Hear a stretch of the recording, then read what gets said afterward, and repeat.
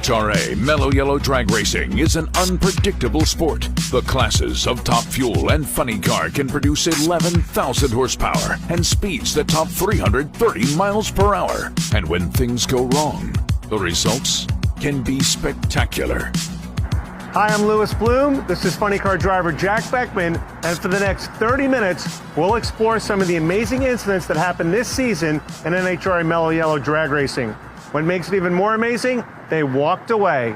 We're here at legendary Pomona Raceway, standing 700 feet from the starting line. A Top Fuel dragster will already have accelerated to over 300 miles per hour in under 3 seconds at this point. It takes tremendous skill and courage to pilot these landlocked missiles.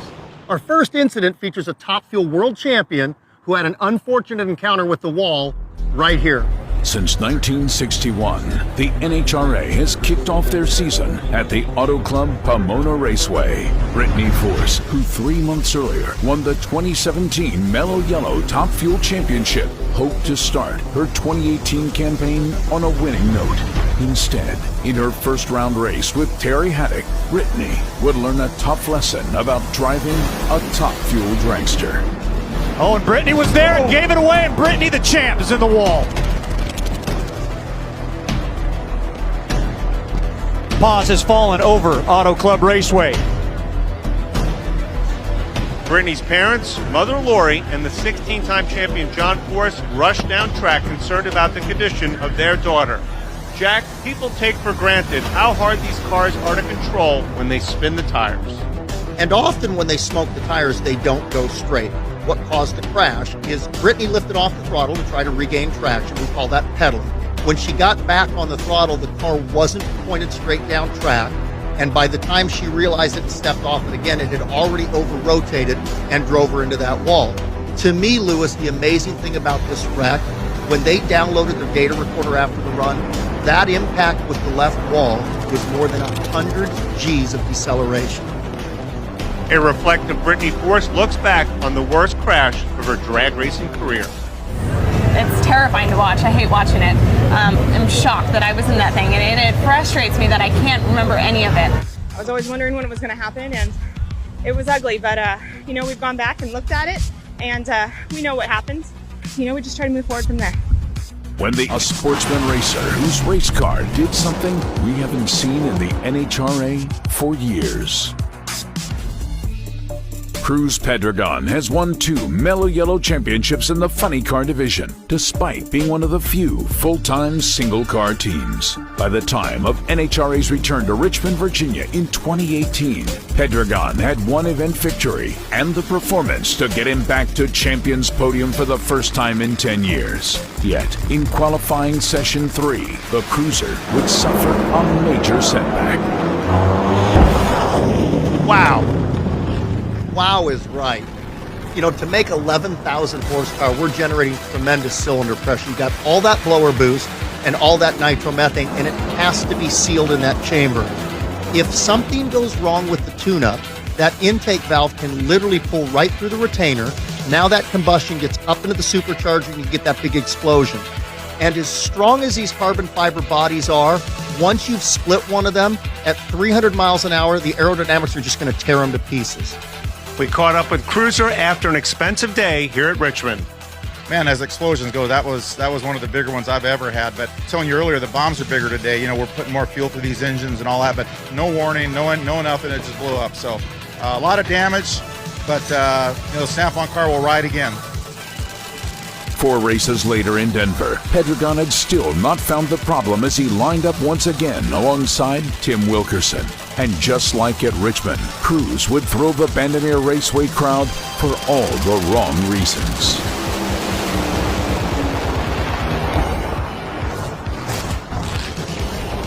And this is exactly why you don't debut a brand new funny car body at Denver. The high altitude thin air of Denver gives the crew chiefs fits. To compensate, they have to give the engine a little more of everything. More supercharger overdrive, more nitromethane percentage, and they have to advance the ignition timing. On this run, that tune-up wasn't happy, and it literally shattered one of the connecting rods, causing that huge explosion. This is a graphic illustration of how important that hand shield could be. With the body on the car, even if there's a fire, you have that firewall as a barrier between you and the engine. In the case of Cruz's run, the last line of defense between that fire and his safety equipment was that mandated hand shield. The car's been on really great runs. We've just been, kind of bitten by the breakage bug and some in the valve train. So we're going to replace all that stuff. And we just got to, we know what we have to do. Been doing this a long time. So, it's tough right now. The guys have been putting in a lot of hours, but, the payoff will come. I keep telling them that we can win. The Lucas Oil Drag Racing Series is the backbone of the NHRA. From entry-level classes all the way up to top alcohol dragster and funny car, the majority of the racers you see at our events compete in these categories. One of those drivers is Steve Collier, who this year at Topeka, Kansas found out the hard way you don't have to be a professional to make. They walked away. Steve Collier of Benton, Louisiana is a participant of NHRA's Lucas Oil Sportsman Series. He also races in Super Comp and Super Gas. But here at Heartland Motorsports Park in Topeka, Kansas, Steve was running in the fastest of the sportsman classes, top alcohol dragster. In a very rare occurrence, Mr. Collier would have the unfortunate experience known as a blowover. An immediate tire smoke for Monroe Guest, who went, whoa, no, a blowover at the top end of the racetrack. Steve Collier's car stood up on end and turned over backwards at about 1,000 feet. Jack, it appeared Steve got on and off the throttle right before the wheel stand. Right, Lewis, and that's known as pedaling the car. In fact, that is exactly what caused the wheel stand. Steve could sense that the car was shaking the tires. It feels like you're driving over bricks. He gets off the throttle and back on to try to get the car to smooth out. And without the 11,000 horsepower that the Mellow Yellow cars make, these things can't break the clutch free. That clutch stays locked up, those rear tires aren't slipping, and the only thing that's going to give at that point, that front end's going to come up in the air. And even though Steve's lifted off the throttle, once the car gets up to a certain point, he's just a passenger. The wind is literally going to push the car the rest of the way over. And if you're doubtful that that's the case, that wind ripped all the panels off that car. Steve Collier suffered some minor injuries, but returned to competition later in the season at the U.S. Nationals. He is having a new race car being built for top alcohol dragster. Wow, Jack, that was a wild ride. Have you ever experienced anything like that? Fortunately not. I love my dragsters. I got thousands of runs in them, but us funny car drivers are perfectly capable of making our own highlight reels. Welcome back to NHRA in 30, they walked away. Over the years in Top Fuel and Funny Car, there have been many epic battles between the super teams of Don Schumacher Racing and John Force Racing. The two quickest and fastest funny car drivers on the planet are DSR's Matt Hagan and JFR's Robert Height. The teams have had historic championship battles, but at Gainesville Raceway, Robert and Matt made history of a different kind. A huge reason for these super team successes are the two crew chiefs bringing their cars into the stage beams. Dickie Venerables for Hagen's black Mopar and Jimmy Brock for the red, white, and blue Chevy of Robert Height. Both men known for history-making performance, reluctantly would become charter members in an exclusive club. Couple of champions side by side. Height, Hagan. Double body blower. My goodness, what is happening in the fuel funny car category? Even more rare than Collier's blowover is two funny car bodies blowing off near the finish line. Both drivers would have to fight for control through the debris and smoke to emerge unhurt from this incredible situation. Jack, have you ever seen this before? Yeah, but not in stereo. Right about now I can think of two great reasons why not to drive a nitro funny car. Maybe the toughest part about accidents like this is that concussion from the explosion will shove the race car down so hard it'll scrape the chassis on the track, and the resulting rebound is going to lift the rear tires off the ground, and now the car is bouncing. Oftentimes, you could have two, maybe even three tires off the racetrack, and you're fighting for control. Add to that the fact you got fire in your face, you often have oil all over your visor, your visibility's almost gone. It can be pretty terrifying. We spoke to the winner of this once-in-a-lifetime crazy funny car race. It got up in the air pretty good, and as it was coming down, you could try to steer it in between, like when it was hopping around, and I looked over and I could see Robert. I was like, wow, he's blowed up too, so it was just one of those things where it was a wild ride. I think that probably will make a highlight reel for a while, but glad Robert's okay, I'm okay, but this is what our fans pay for. Unfortunately, it cost us a lot of money right there, but we got the win light, and we got great sponsors like Pennzoil to keep us going, so, it just, I don't know. crazy wild. I'm like shaking and adrenaline and stuff like that. But like I said, we'll put another Mopar body on this thing and go try to race caps, I guess. Thanks. Later in the season, amidst a tight points battle, Robert would provide more excitement as he would defend his points lead against Tim Wilkerson for the title at St. Louis. Tim Wilkerson loses traction. Robert blows up and gets there first and bangs the Auto Club Chevy into the left side wall. He blew up, he hit the wall, and he won the drag race. A lot of times when you see a funny car blow up that bad, the body will completely come off. In Height's case, it partially separated. The aerodynamic forces there basically turned the car into a rudder and steered him right into the wall. And I don't care if you're King Kong, there's nobody that's going to correct the steering in a situation like this. That car hit the wall so hard, it tore the front end off, it broke Robert's collarbone, and he slid down it for another 800 feet. To me, the most impressive thing, that team had 1 week, but nobody took a day off there. They put a new Auto Club car together. Robert shows up in Dallas with pins and stitches over his broken collarbone, hops in that thing, and they took him to his second straight winner's circle. Our Bruno Massa will talk with Robert about a safety device which gave him a chance to race and keep himself in the hunt for the championship. What broke my shoulder was basically the seat belt. So you had to protect that. You know, I just had surgery, and so I needed something to guide the seat belts. Luckily for me, Simpson had already made something for Greg Anderson when he had open heart surgery, you know, to protect his chest. That was my starting point. We took a mannequin and built it to the same specifications as Robert Height and connected the dots, made a little air gap under here for my collarbone, and it works perfect. In fact, I think I'll be using this from now on. Next on NHRA in 30, they walked away. John Force, NHRA's winningest driver, shows us the fortitude that helped make him drag racing's Iron Man.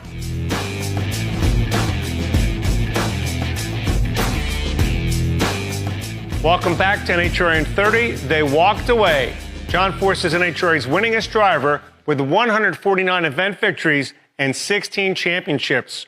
Early on in his career, John was known for two things: crashes and explosions. It actually took him 10 final rounds to finally score his first Wally. And during the first half of this season, John would revisit those struggles with multiple gremlins that plagued his Nitro Funny car. Despite the adversity, and like he'd done so many times earlier in his career, John Force would never give up. Much like his daughter Brittany, John Force's first entry into this edition of They Walked Away comes at the season-opening Winter Nationals. John showed the hometown crowd how to properly turn a Camaro funny car body into confetti.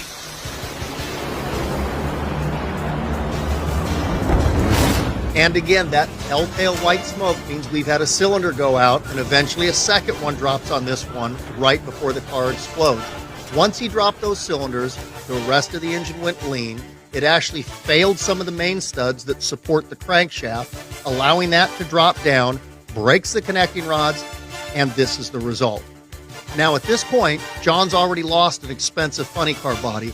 His goal right now is to mitigate further damage and keep that car off the guard wall. John would emerge from the wrecked funny car a bit groggy, but would get back in the seat the next day. 2 weeks later, in Phoenix, the feeling was that it couldn't be any worse for John Force Racing than wrecking two cars in Pomona, as the 16-time champ lined up against Johnny Lindbergh in a second-round match. Lo and behold, they would equal that amount of destruction.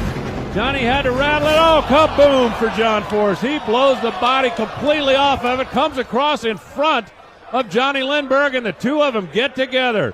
A scary moment here at Wild Horse, but John Force's car just exploded at the finish line.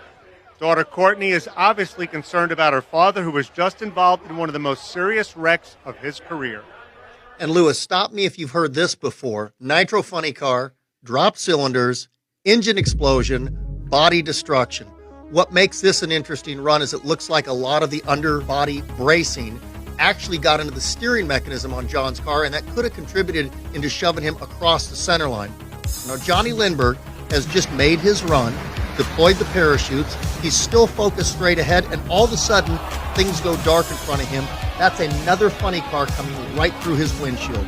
To add extra insult to it, they get tangled in each other's parachutes, and those last two hits in the wall were still some pretty significant impacts. As Johnny Lindbergh walks back to the pits, shocked at what just happened, the emotional distress of another serious crash by John was shown by Brittany Courtney, Mom Lori. And Lewis, it's hard to emphasize just how emotional this is. As a driver, you're in the car getting tended to by the safety safari. The family has no idea on your situation until they hear it over the loudspeaker. Like the battle-hardened warrior that he is, John was back at the very next race in Gainesville, Florida. Crew Chief John Schaefer, along with the brain-trusted JFR, put in a major effort to cure the Peak Chevrolet of its appetite for destruction. After this second qualifying session, Force and team would have to reevaluate those efforts. Let me put this into perspective. You're John Force, you're 3 races into the season, you've wrecked 4 funny cars, and you're not sure what's causing it. Some years you just get snake bit. I've been through this before, and there's only one person to talk to, and that's God, and we're going to have a meeting here in about an hour and find out what I have done wrong in life, because I have done something wrong. My job is to find more money because this is starting to get expensive. As long as I'm okay, I can find more money. By the time summer arrived and the NHRA Tour made its annual visit to Chicago, the Force team seemed to have the exploding funny car problem solved. In this case, racing his daughter Courtney in qualifying, the most experienced funny car racer on tour made a rare driving mistake. John's in the wall hard. Oh, the throttle's stuck too. Hang on, John.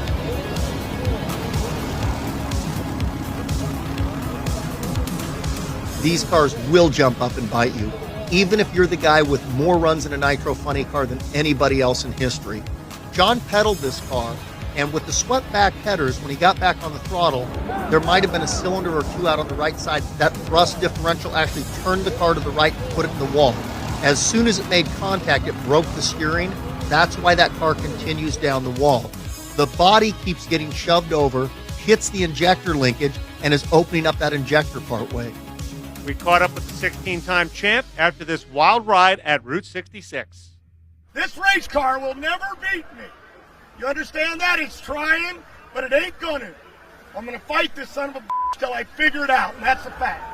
One can say unequivocally that John Force still is the most determined and courageous driver in drag racing. Cup bluey. John Force just blew the thing up and slammed into the wall at the top end of the racetrack. Take a look at this. 302 miles an hour banging into the walls. You're going to watch Terry Haddock first puff the tire. He's going to pedal it. John's car starts moving around. And kablooey.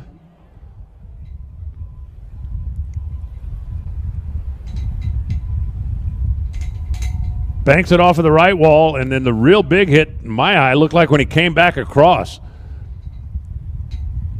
That is a big-time explosion for a guy that's had a lot of big-time explosions.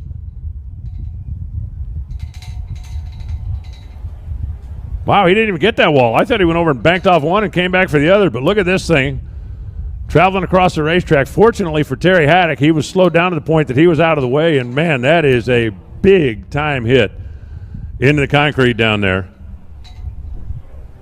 Said John Force has been through some very, very wild rides in his career. And I'm going to put that one in the top 3 or 4.